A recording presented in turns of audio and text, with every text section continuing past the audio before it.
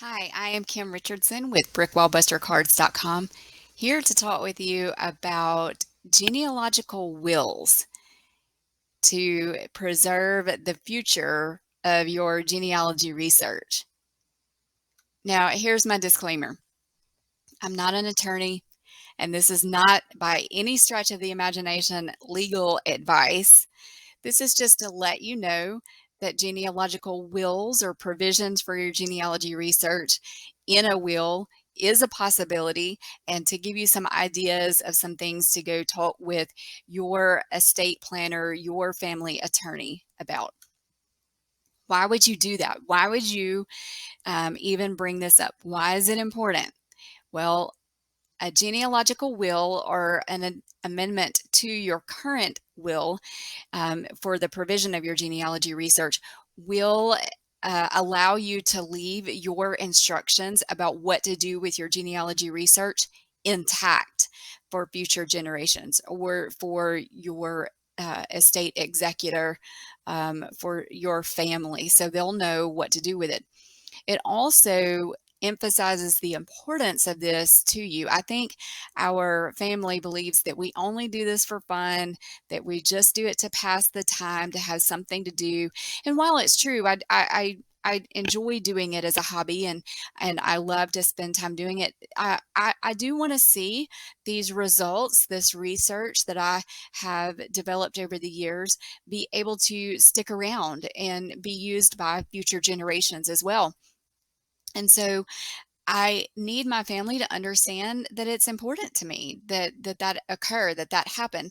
And when I leave a will, or I leave this research mentioned in my will or in an amendment to my will, then it tells them, hey, this really was very important to her. It wasn't just something to do. It was a product, a work product that she wanted to make sure was preserved through time. It also allows us to offer some information and instructions to our heirs, to people who are going to handle our estate for us, because unless they're also doing genealogy research, they probably don't have any idea what to do with the papers and the documents and the files that you have.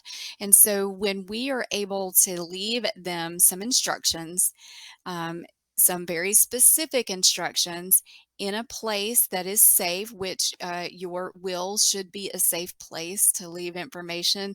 It should remain intact and not be lost or misplaced. Then that is going to alleviate some confusion for them, or some time when they wonder what it is that you would have liked to have seen done with your research. You're going to give them some options there that would be really wonderful for them to have at that time. So the first thing that you want to do is choose a future that you would like to see for your research. Go ahead and make that effort now. Speak with other family members who would like to inherit your genealogy research. And it could be that you have multiples. So maybe a cousin on one side of the family is interested in that line, and a cousin on the other side of the family is interested in a different line. So it may be that you need to part out your genealogy research. It could be that you give some historical research to a museum or a library. It could be that there's an archive that is interested in receiving all of your genealogy research. Go ahead and think about that and line up some people or some places that would be interested in receiving your research. Go ahead and ask permission to leave the research to them. Now, why would you do that? Because some places may have a policy that they can't take research. And so you want to make sure that they have the capability to take research. I think a lot of times space limitations, particularly for small libraries, would prevent them from being able to take the research. But you also want to make sure that that family member who you've picked out wants to have your research. They would like to receive it. So ask them if it's okay for you to leave the research to them. Go ahead and work that out on the front end so that when the time comes, there's not a refusal when you're no longer here to help navigate that circumstance. Whoever you choose, let them know what is in the collection and where it is held. So do you have files in a storage site? Is everything on your computer? Is something in your filing cabinet or the bookshelves or in boxes in the attic? Go ahead and let them know what is in the collection and where it is. You also probably want to be more specific, particularly with family members, about are they to inherit pictures, or can they have copies of the pictures or copies of your documents, or they can inherit everything, or go ahead and get that sorted out on the front end so that there's no confusion later. What should you include in a genealogical will or an amendment once you decide that that's what you want to do? You do want to define what you mean by collection. You want to say, I mean everything, or this does not include original family photos, or that my genealogical heir can have copies of my photos but not the originals, or it includes only my electronic files or only the things that are in the filing cabinet, or I would like for my genealogical heir to come and be able to go through all of my how to research genealogy books and collect what they would like to have. Go ahead and define what that collection is and who is allowed access to what. You want to ask that your research be kept for X amount of time while that distribution is being made, or in the event that there is no heir, there is no one to inherit, that the collection be held in a safe place while someone is found who will take the research. This is important for situations where, let's say, your genealogical heir predeceases you, or the institution that you had chosen cannot take collections at the time, for whatever reason.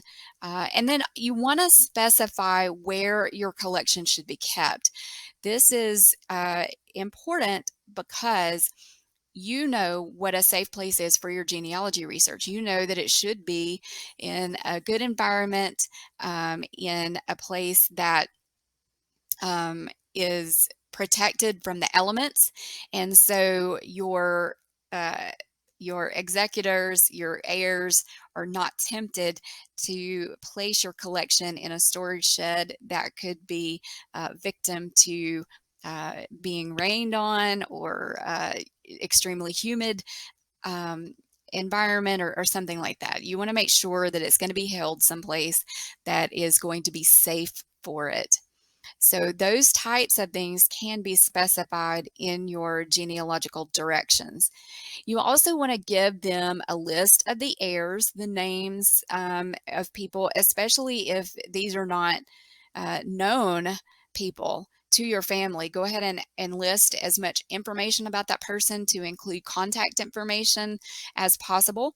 And if there is no heir, that you would like an heir to be found, or you would like an inheritor to be found.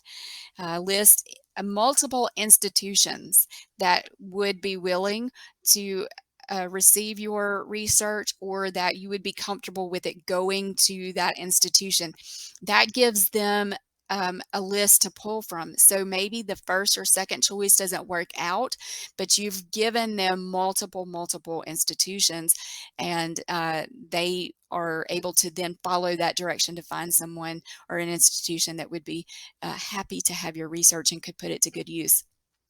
You want to have a consideration for who is going to inherit original records versus copies of records. As genealogists, we tend to sometimes end up with original records, original death certificates, birth certificates, marriage records. Sometimes we may get lucky and come up with an original journal, the actual original journal, or we get really lucky and find a loose record that was handed down through the family. I've got some original deeds that were passed down from my second great grandfather, and I find those to be treasures. I need to think about who I want to have that original document, or multiple original documents once I'm not here, versus who I'm happy to share a copy with.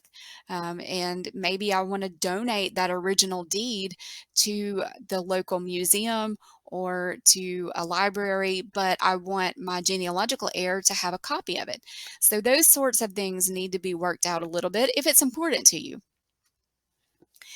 You want to include who inherits your digital files. This is particularly important if your genealogical heir is not also the person who is going to inherit your computer or your laptop or your external hard drive or your thumb drives, your zip files. If that is going to be two different people, then there needs to be a consideration in there for allowing your genealogical heir to have access to the digital files that are genealogy related on your computer. And so you may want to say that your cousin receives digital copies of all the genealogy files off of the computer before that computer is given to a different heir. It would be good if you could go ahead and establish an external hard drive or a thumb drive for your genealogical heirs who you want to have those digital files. Go ahead and put those files on a device now and leave that device to your genealogical heir. And that way, no one else has to go into your computer and try to find the files. Everything is distributed the way that you want it distributed. Finally, you should leave your user IDs and your login information to the online databases that you have. We have online family trees that I'm sure we would like to see preserved. And we also have DNA tests sometimes that what's going to happen to those when we're not here anymore. We should leave those login user IDs and passwords for someone to be able to access. And we need to say who can access those and who we trust with that information. So those are all all considerations when you're thinking about leaving your genealogical research to an heir and considering creating a genealogical will. If you have any questions or comments, I would love to talk with you about anything genealogy related. You can reach me at kim@brickwallbustercards.com. I hope you've enjoyed this presentation and learned some things about how to leave your genealogy research for future generations.